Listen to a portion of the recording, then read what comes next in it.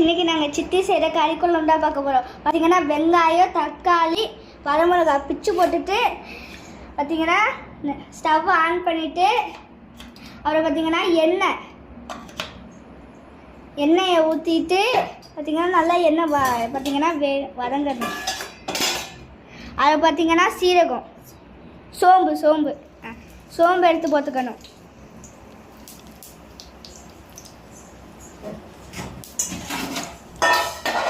சோம்பு எடுத்துட்டு போட்டுக்கிட்டு அடுத்து பார்த்தீங்கன்னா பிரியாணி இலை ஒன்று, பட்டை, ஏலக்காய்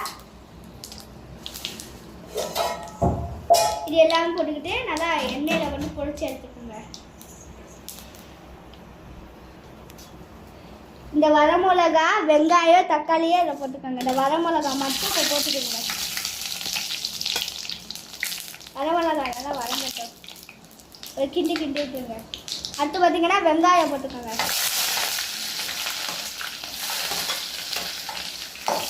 நல்லா கிண்டி விட்டுருங்க.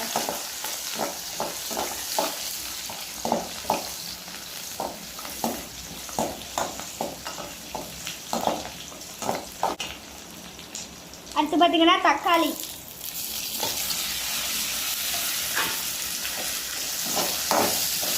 நல்லா கிண்டிக்கோங்க.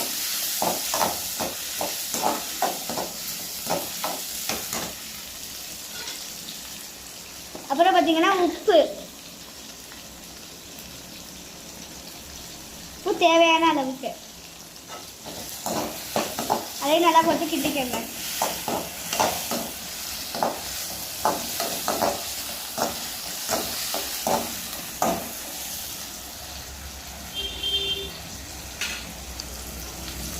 அடுத்து அப்புறம் சிக்கனை பார்த்தீங்கன்னா ஒரு தட்டில் கொட்டிக்கணும். ஒரு தட்டில் போட்டுக்கிட்டு சிக்கன் பாருங்க.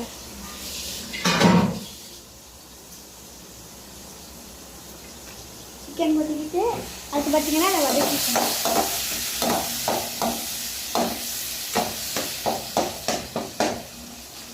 தவை பார்த்தீங்கன்னா சிம்மில் வச்சுருங்க. அப்புறம் பார்த்தீங்கன்னா இது மிளகாப்பொடி போட்டுக்கோங்க. 2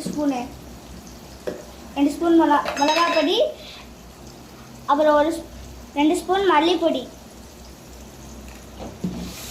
அதையும் போட்டு நல்லா கிண்டிக்கோங்க.